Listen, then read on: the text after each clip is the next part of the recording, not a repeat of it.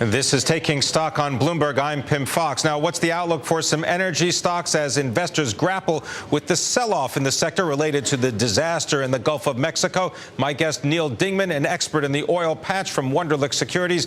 Neal is a top-ranked analyst on ATP oil and gas, as well as McMoran. So, Neal Dingmann, I mean, which stocks should investors be focusing on right now? I mean, would you be recommending that they purchase the shares of, let's say, ATP oil and gas?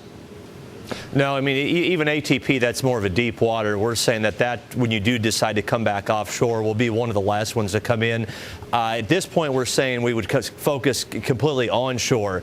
And then, maybe closer to August, September, you have to start looking once that relief oil gets done, once we probably get this spill fixed, then you can start looking offshore. But in some of the companies you mentioned earlier, Pimm, the shallow water would be a McMoran or an Energy 21. Both of these have some big wells coming on and don't really have some of the problems that the others do when you're drilling in 5,000 feet of water. All right, but you're saying right now, stay away from McMoran exploration, stay away from Energy 21, not because they're in the shallow water, but because all things offshore are just too risky.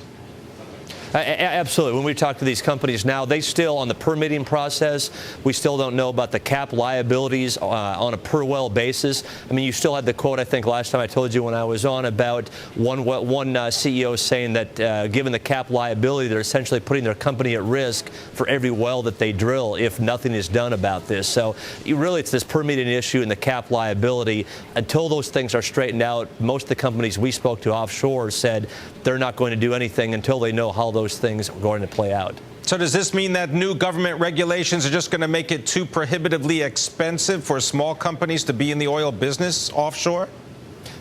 That's going to be a good point. I mean, maybe to a degree, but remember, a lot of these wells that we're talking about, McMoran and Energy 21 in particular, some of these Davy Jones wells they have, the Blackbeard wells, I mean, you're talking wells that are nearly a TCF. So even if they would go, the drilling costs would go from $500,000 a day to $550,000 a day, the wells are going to still be very economical. So yes, costs likely to go up a little bit, but I still believe that these wells will be very economical. All right, I want to thank you very much. Neal Dingmann coming to us from Wunderlich Securities in Houston, talking about what's happening in the oil patch.